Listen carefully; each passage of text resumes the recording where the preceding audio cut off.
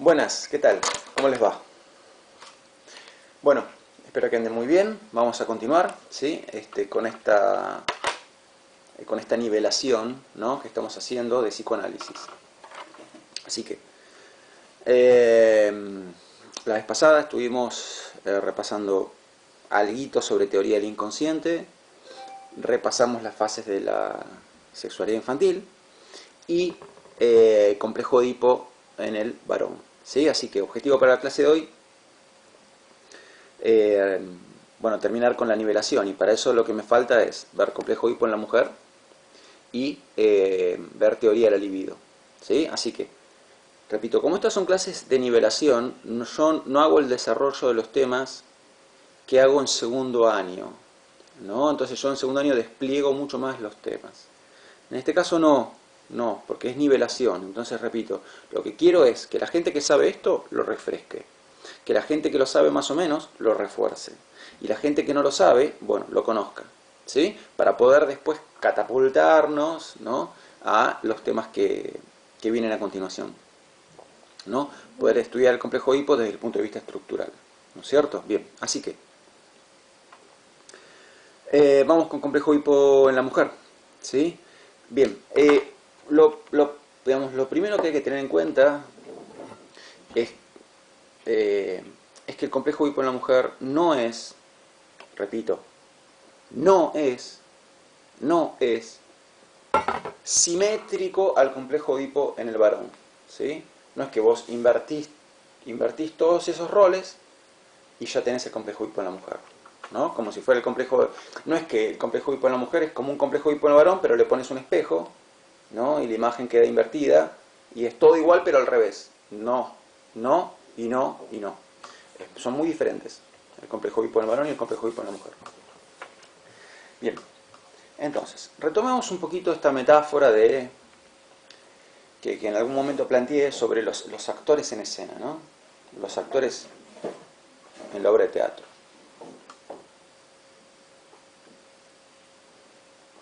Imaginen que un día ustedes van a ver una obra de teatro que se llama Complejo de Edipo en el varón. Ustedes se sientan en la butaca,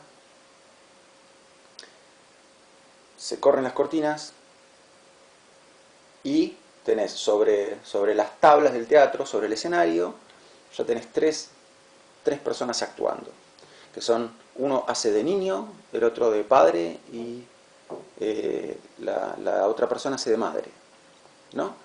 Bien, con un drama que ya están dando. O sea, tan pronto como se corre la cortina, vos ya ves el drama.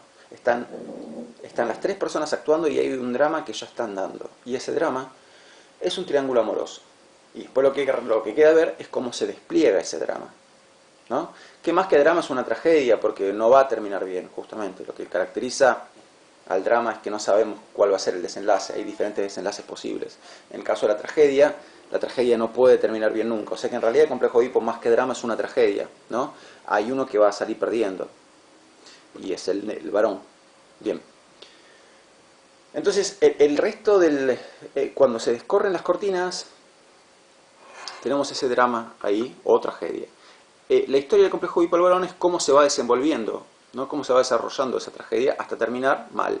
¿Cómo termina? Y con alguien que queda frustrado, que es el varón, el hijo varón, porque no puede hacer realidad su deseo.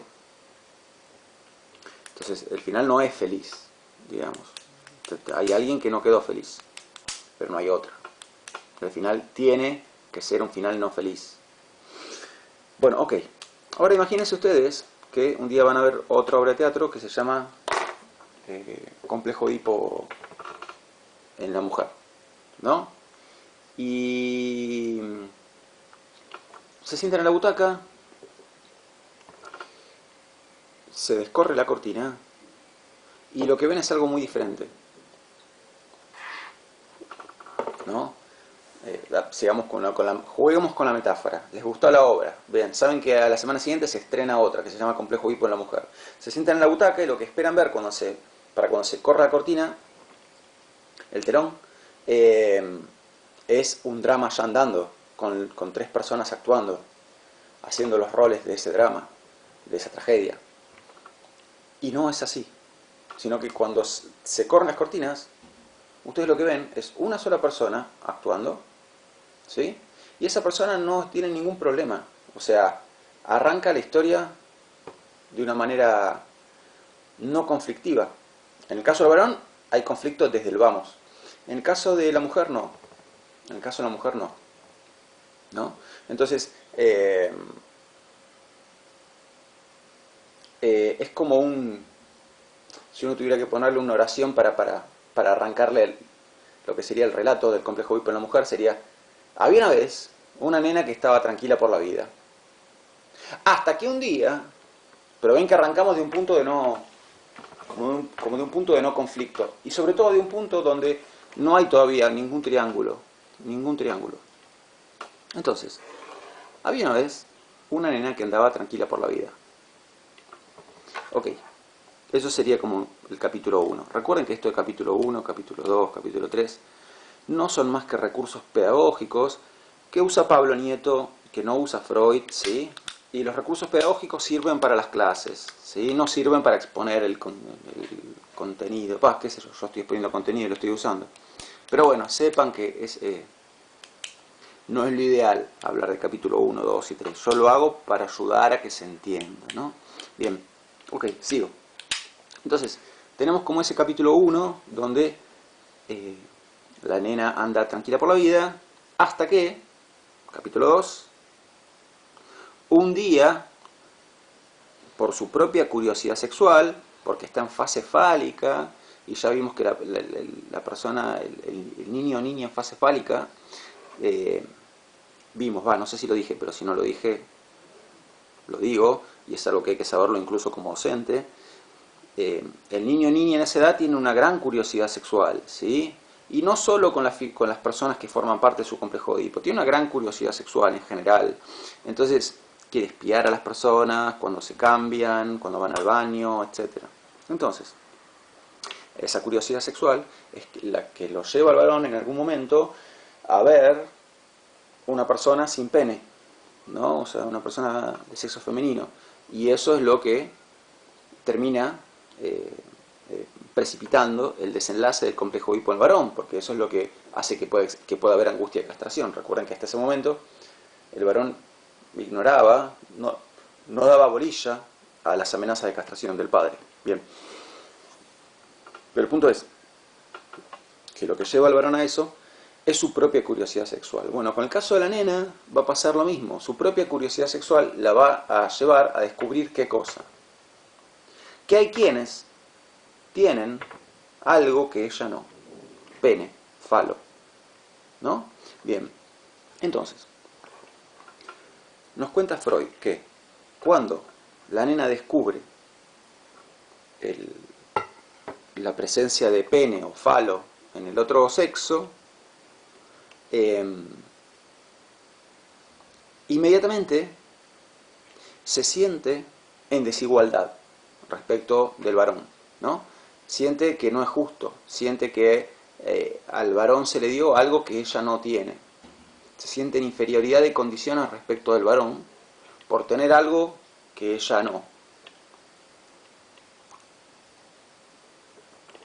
Bien. ¿Cómo llama Freud a esto? Freud a esto lo llama envidia del pene.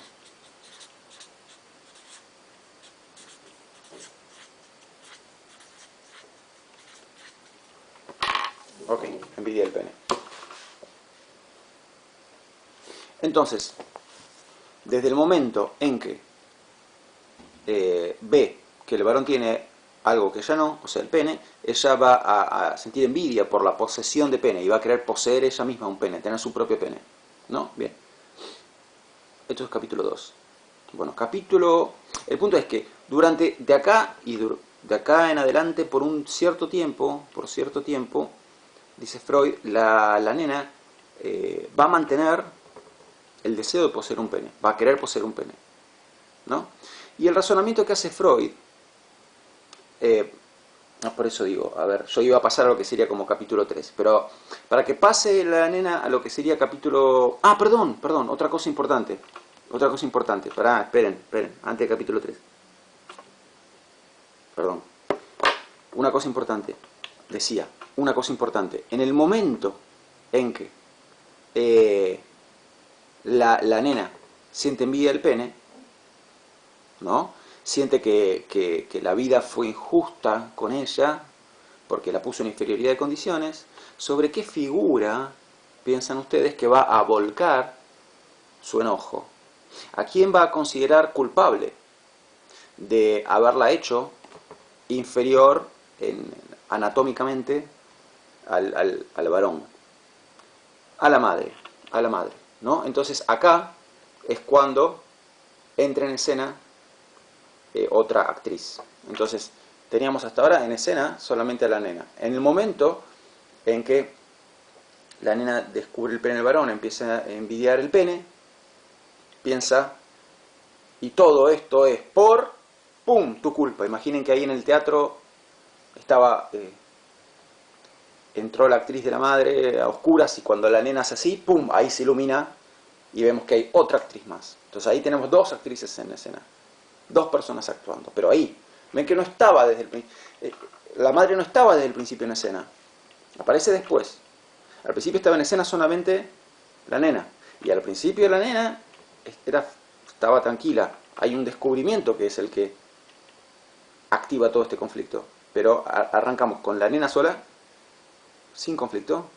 Luego viene el conflicto, envidia el pene, y aparece como parte de este conflicto una figura supuestamente responsable, culpable, ¿no?, que es la madre. El padre todavía no aparece en escena. Con lo cual, la nena, decíamos, vuelca su enojo, su bronca sobre la madre, la considera culpable de no tener pene, de no tener pene ella. Y noten una cosa, que digo esto para que no, para reforzar algo que ya dije, que es que si en algún momento se les cruza por la cabeza que hay situaciones equivalentes en el varón y en la mujer, no, sáquenselo de la cabeza. ¿Por qué?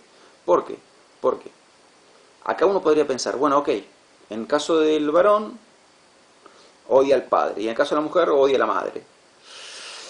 Estamos simplificando demasiado, porque el varón lo que siente es rivalidad hacia el padre. Entonces tiene un sentimiento hostil hacia el padre, hacia su progenitor del mismo sexo, pero ese sentimiento hostil es rivalidad. Y la mujer tiene también un sentimiento hostil hacia su progenitora del mismo sexo, pero ese sentimiento hostil es de otro tipo. Lo que siente la mujer hacia la madre no es rivalidad, no la ve como una rival. Lo que siente es despecho. Despecho, ¿no? Bien.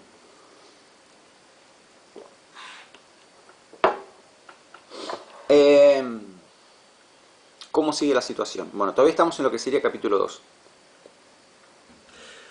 El capítulo 2 a veces es más largo, más corto. Este capítulo 2 puede tener diferentes tipos de duración. ¿Por qué? Porque para pasar al capítulo 3, la mujer tiene que haber logrado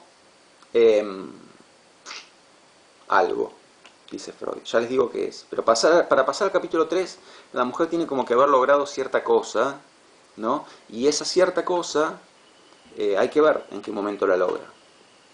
Entonces, dice Freud que mientras todavía la situación sea esta, mientras todavía la nena envidia el pene del varón y desea tener un pene, estamos en problemas, dice Freud. ¿Por qué? Porque la nena está deseando ser varón, ¿no? Está renegando de su anatomía, ¿no? Y necesitamos que, en vez de desear ser varón, desee ser mujer. Y desear tener un pene es desear ser varón, ¿no es cierto? Y nunca va a poder tener un pene, es un deseo que no se puede realizar. Entonces, algo tiene que sacar a la nena de esta situación. Bien, ¿qué es lo que saca a la nena de esa situación? Lo que saca a la nena de esa situación es lo que Freud llamó ecuación simbólica.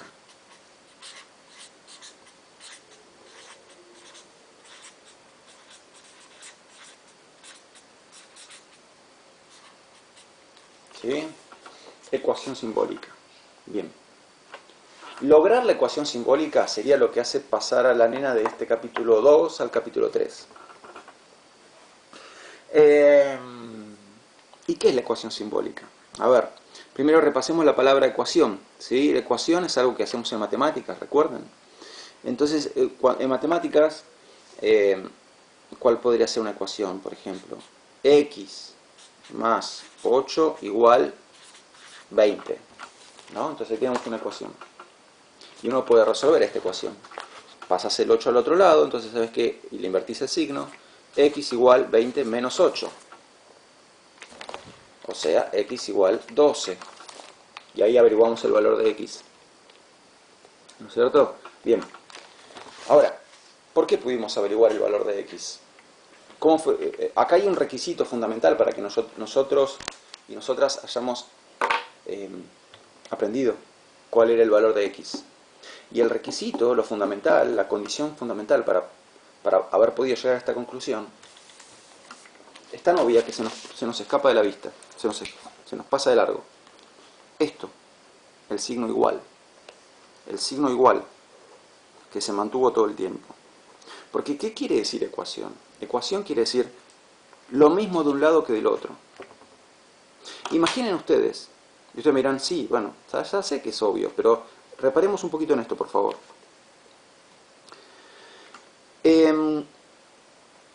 Imaginen ustedes, si yo les digo, bueno, resuelvan esta ecuación, ¿no? X más 8 igual 20, pero en vez de poner igual acá, hago así. X más 8, ¿se acuerdan de este signo? Que es no igual. Bueno, les digo, resuelvan esto. ¿Pueden resolver esto? ¿Pueden averiguar el valor de x si yo les escribo x más 8 no igual a 20? Es imposible determinar el valor de x si este signo está tachado, porque x podría ser cualquier cosa entonces. X más 8 no te da 20. Esto significa, x más 8 no te da 20. ¿Y cómo haces para averiguar el valor de x? Es imposible. Bueno, bien. Entonces, uno hace en una ecuación hay lo mismo a un lado del signo igual que al otro lado del signo igual. Eso es lo que significa una ecuación. Decía, lo que saca lo que saca a la nena de la situación de desear poseer un pene, desear ser varón, es una ecuación. Una ecuación. ¿Cuál es esa ecuación? Esa ecuación es la siguiente.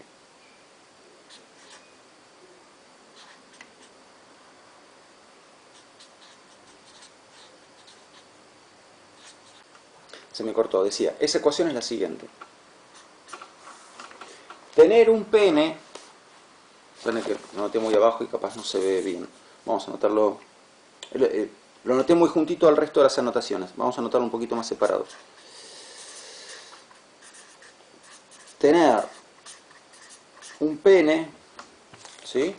Tener un pene tiene que ser igual a qué?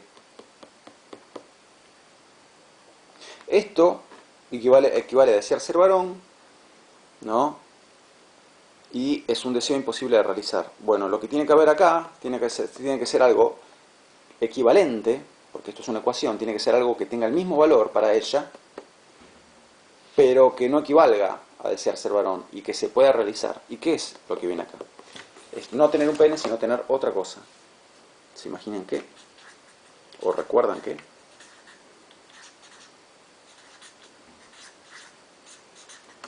Es tener un hijo o hija. ¿No? Bien. Entonces, esto es lo que Freud llamó ecuación simbólica. Cuando la nena hace este razonamiento, bueno, no puedo tener un pene, pero puedo tener un hijo o hija, entonces pasa a lo que llamaríamos acá capítulo 3. O sea, sale de este atolladero, porque esto es como un atolladero, ¿no? Esto es como un atolladero, desear tener un pene y desear ser varón. Es un callejón como sin salida, ¿no? Mientras la nena no haya logrado la ecuación simbólica, Freud va a decir que la nena está como atorada o atascada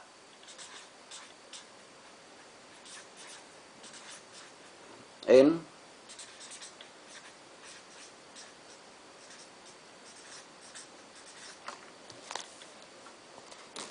eh, en lo que sería el complejo de masculinidad. Complejo de masculinidad. ¿Qué sería el complejo de masculinidad? Sería desear ser varón, ¿no? Repito, Freud dice, el complejo de masculinidad sería como parte del capítulo 2, ¿no? Cuando se deja atrás el complejo de masculinidad, cuando se logra esa ecuación simbólica. Entonces, cuando la nena todavía está en complejo de masculinidad, la nena está deseando ser varón, está como luchando, ¿no?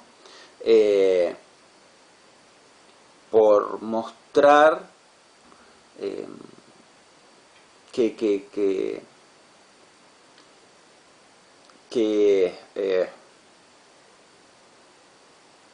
como luchando por ajustar cuentas en esta desventaja en la que siente que la puso la vida. Entonces, a ver, capaz así parece medio complicado como lo expliqué, pero se traduce en actitudes mucho más concretas. Mientras la nena está en complejo de masculinidad, trata de imitar al varón en muchas cosas que el varón hace, ¿no? Y que la mujer, por su anatomía, no puede, o por su biología, no puede. Entonces, si, como ve que los varones orinan de pie, ella quiere orinar de pie. Como ve a los varones jugar bruto y ella quiere ir y jugar bruto, ¿no? Entonces, como que trata de equipararse en lo físico, ¿no? al varón. Bien.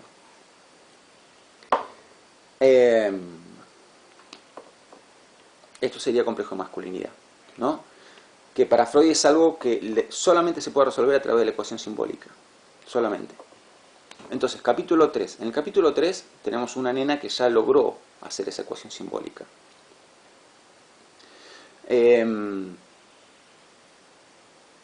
Entonces, ¿qué desea? Desea tener un hijo. Bien. ¿De quién piensan ustedes que va a esperar obtener ese hijo? Del padre, del hombre que tiene más cerca, ¿no? Entonces, ahí, recién ahí, en esta obra de teatro, aparece en escena este otro actor, el padre, ¿no? Entonces, ella va a esperar obtener del padre un hijo. Y ahí tendríamos algo así como un triángulo, ¿sí? Porque es complicado considerar a esto un triángulo. Hay que ver si se lo puede considerar un triángulo. Porque aparte noten otra cosa más, ¿no? Yo les decía, esto no es como el complejo de Edipo en el varón, pero dado vuelta, como un guante al que lo das vuelta y es el mismo guante pero al revés. No es así. Una de las cosas que les quise mostrar, por varias razones, ¿no? Por varias. Pero una de ellas es que la hostilidad que siente la nena hacia la madre no es la hostilidad de la rivalidad, sino la hostilidad del despecho. Y ese vínculo así como medio pegoteado que tiene el varón con la madre está motivado por la atracción que siente el varón hacia la madre, ¿no? Es un vínculo erótico, el varón desea a la madre. Y más de una vez la madre no pone la distancia que tiene que poner, o sea que algo se le juega a la madre también, ¿sí? Así que, bueno, por eso, ven que el complejo Edipo es complicado. Pero si vamos a la nena, el pegoteo, digamos, que puede tener la nena con el padre, no es un pegoteo de tinte erótico, ¿sí? No es que ella desea al padre. ¿Qué es lo que ella desea? Lo que ella desea es completarse, porque así se siente, como está, se siente incompleta. Entonces, ella deseaba completarse teniendo un pene, no puede tener un pene, entonces encontró otra manera de completarse, que es tener un hijo, y que vendría a ser una manera femenina de completarse.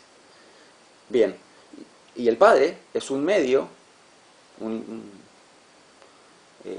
medio para obtener ese hijo.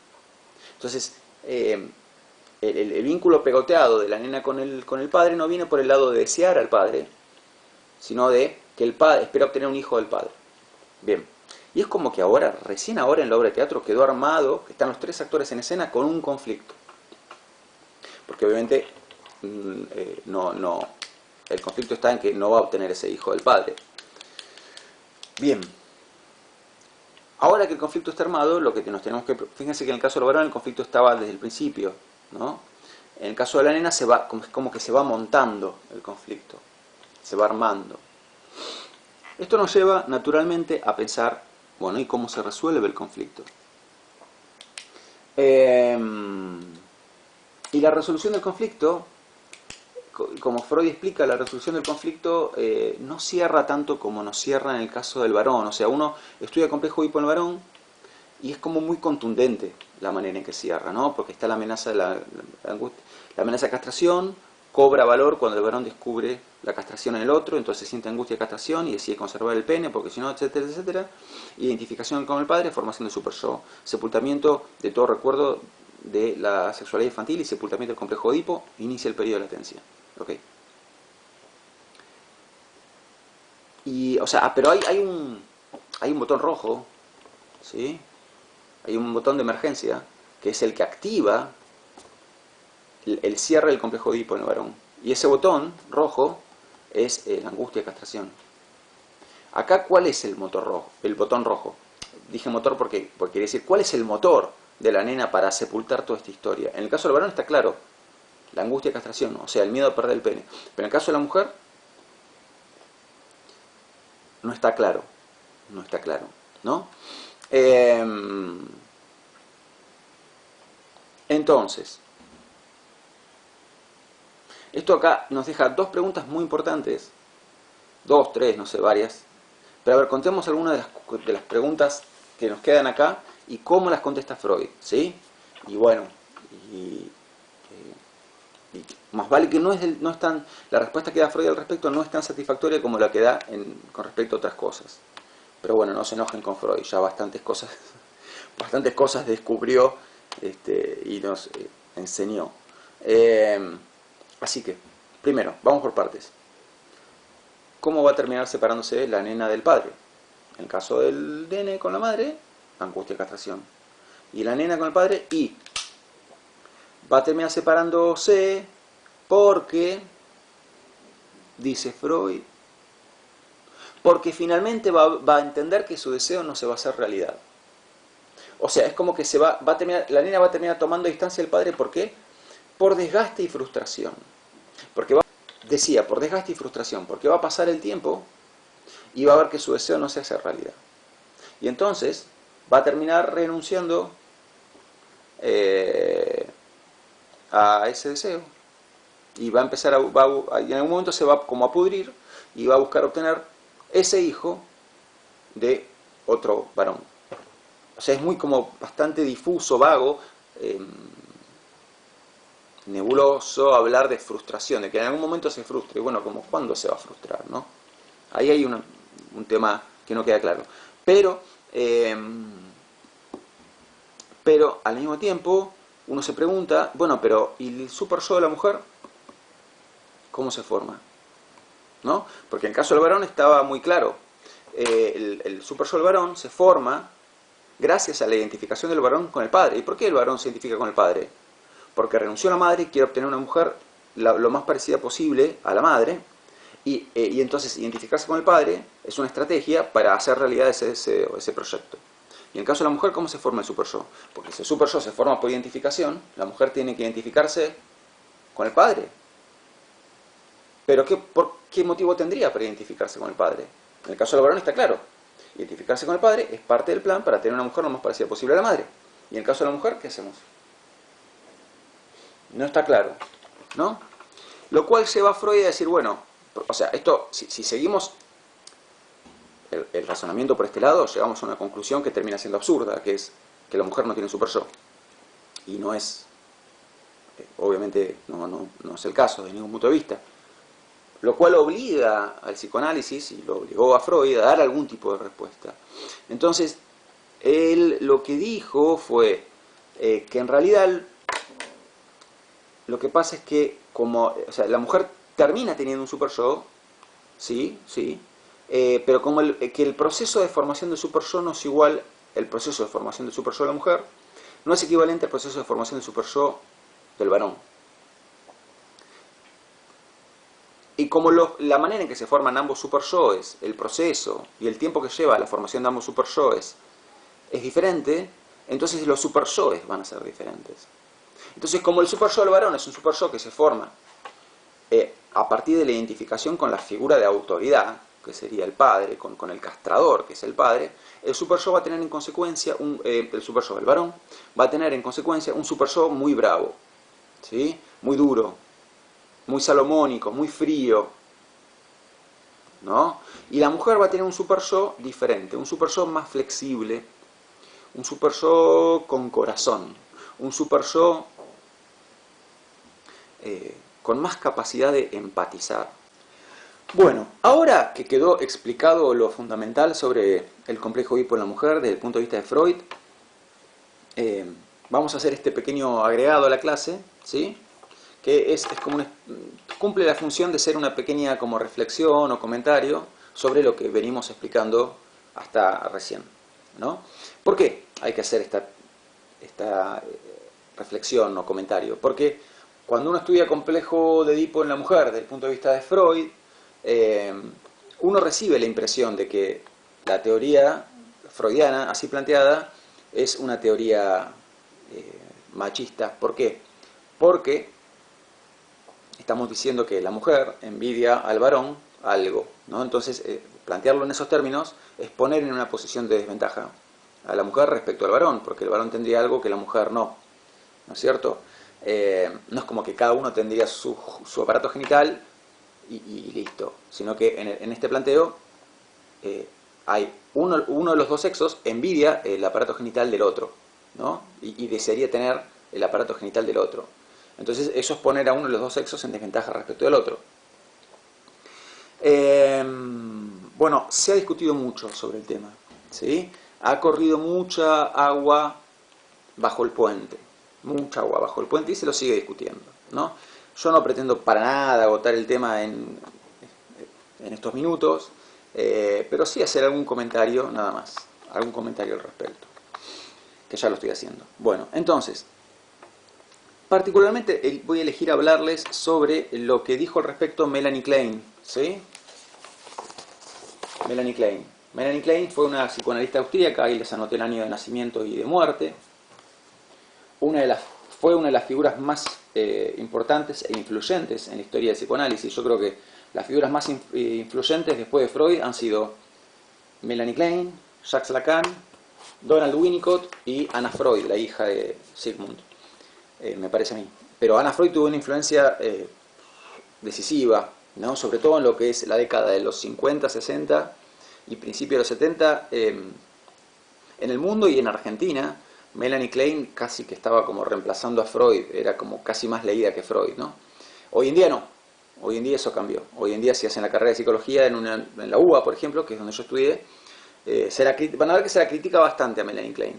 Pero bueno, las figuras de este tenor, figuras de este calibre, están un poco destinadas a eso, están un poco destinadas a, por momentos, ser como alguien incuestionado, ¿no? Alguien, una autoridad total, luego ser atacados o atacadas y luego lo contrario. Pasa, ¿no?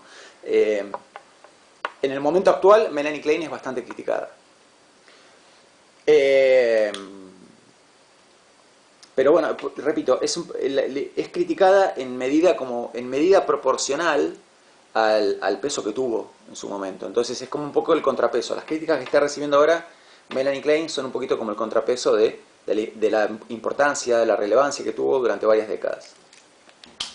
Bueno, esto como comentario histórico nada más, ¿no? Entonces, vamos a hablar de Melanie Klein, pero particularmente de la crítica que hace Melanie Klein a lo que venimos viendo, ¿no? O sea, el complejo Edipo de la mujer, como lo plantea Freud, ¿no? Y a toda esta cuestión del varón y la mujer, y quién tiene y quién no tiene, y quién envidia al otro. Entonces, Melanie Klein va a decir lo siguiente. Ella va a decir que, a ver, si miramos el complejo Edipo freudiano, ¿no? Ambos, el del varón y el de la mujer, ambos. ¿Qué le pasa al varón en cierto momento de su complejo de Edipo? Siente angustia de castración. ¿Qué es la angustia de castración? Es miedo a perder el pene. Bueno, la mujer ¿tiene algo equiparable en el planteo freudiano? Entonces, así como el varón tiene angustia de castración, la mujer tiene una angustia de, en el planteo freudiano, angustia de... No, la mujer no tiene un equivalente, porque para tener angustia de castración, para tener miedo a perder el pene, hay que tener pene. Entonces la mujer, al no tener pene, quedaría como en un... no habría algo equivalente, ¿no? Entonces esto a Melanie Klein no le cierra. Y lo otro que no le cierra es el tema de la envidia del pene, del cual ya venimos hablando. Entonces, la mujer envidia al varón algo que ella no puede tener, que es el pene. Y el varón, ¿qué le envidia a la mujer? ¿Qué le estaría envidiando el varón a la mujer? Y ahí otra vez tenemos una hoja en blanco, o sea, no habría un equivalente. Entonces, es como que Melanie Klein ve a la mujer como en una doble desventaja, ¿no?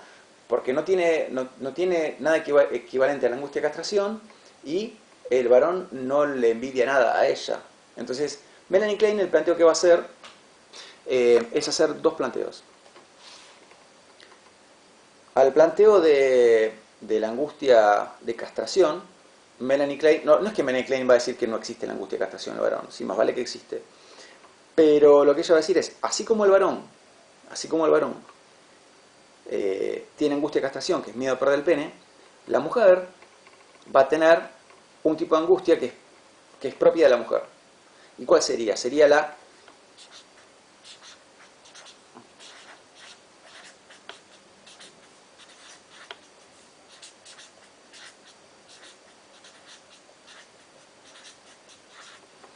angustia de vaciamiento. ¿Sí? Angustia de vaciamiento. ¿Qué sería la angustia de vaciamiento? Sería el miedo a perder los órganos internos que hacen posible gestar una persona. O sea, perder útero, ovarios, ¿sí? Los órganos internos que le permiten a la mujer gestar una persona. Entonces, así como el varón tiene una angustia clave en su vida, que es la angustia de castración, la mujer va a tener una angustia clave, que es la angustia de vaciamiento. Entonces ven que sí, habría un equivalente femenino, que sería la angustia de vaciamiento. ¿Y cuál sería? La angustia de vaciamiento, repito, sería el equivalente femenino a la angustia de castración del varón. Y nos está faltando otra cosa acá. Decíamos que la mujer siente envidia del pene del varón. Entonces lo que nos estaría faltando sería un equivalente masculino a la envidia del pene que sentiría la mujer. Y existe para Melanie Klein este equivalente. Entonces este equivalente es la envidia de la capacidad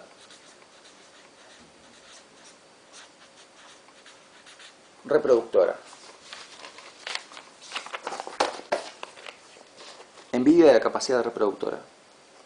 Entonces Freud nos va a decir que de la misma manera que la mujer envidia al varón algo que ella no puede tener, que es pene, el varón envidia a la mujer algo que ella tampoco, que él no puede tener, que es la capacidad de reproducir, de engendrar, gestar un ser humano. ¿No? Entonces los dos tienen, el varón tiene pene envidiado por la mujer y la mujer tiene capacidad reproductora envidiada por el varón, ¿no? Bueno, desde el punto de vista esquemático, conceptual, este planteo parece que cierra, pero se imaginan que a su vez despertó otras críticas, ¿no? Entonces, bueno, esto lo comento como para que vean que desde hace mucho tiempo el planteo freudiano hace algunos ruidos, ¿sí? claramente, y que desde el mismo mundo psicoanalítico se intentó dar respuesta a ese ruido que genera el planteo que hace Freud, ¿no? Después, obviamente, ¿con qué versión se quiere quedar cada uno? ¿Quién tiene razón para cada uno? Si para ustedes Melanie Klein está equivocada o no, o toman otro planteo que les parece superador y se quieren quedar con ese planteo. Bueno, eso es justamente lo que quedará en cada uno. Por eso el planteo sigue abierto y el debate sigue abierto, ¿no? La misma Butler, de quien hemos hablado en esta materia, ha leído mucho Freud, ¿no? Entonces ella tiene algunas cuestiones escritas al respecto. Perdón, se me cortó. Decía, tanto desde adentro del psicoanálisis, Melanie Klein, como desde afuera del psicoanálisis, Butler no es psicoanalista, ha habido esfuerzos significativos por responder al planteo freudiano, ¿no? Esfuerzos académicos, repito, ¿no? Porque ven que Melanie Klein acá está planteando dos conceptos académicos, angustia y vaciamiento, envidia y la capacidad reproductora. Bueno, y en otro orden de cosas, para ir cerrando, ustedes recuerden que estaba este planteo sobre la ecuación simbólica, ¿no? ¿Y qué pasa? Cuando Freud hace el planteo de la ecuación simbólica y nos dice que la ecuación simbólica es algo que la mujer tiene que lograr, lo que está diciendo, en definitiva, es que toda mujer tiene que desear ser madre, porque la ecuación simbólica es permutar el deseo de tener un pene por el deseo de tener un hijo o hija, ¿no? Entonces pareciera como que es esencial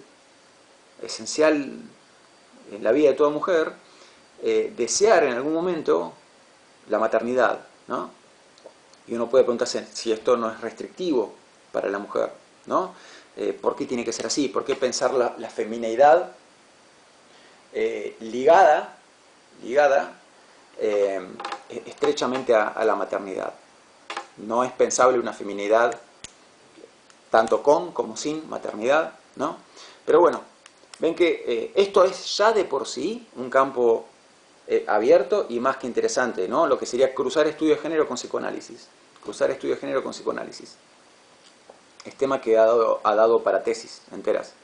Así que bueno, de mi parte quería hacerles estos comentarios y no dejar de mostrarles un planteo que nace del propio psicoanálisis, que es el planteo de Melanie Klein, y que busca subsanar eso que sería, para muchas personas, un punto débil en la teoría, ¿no?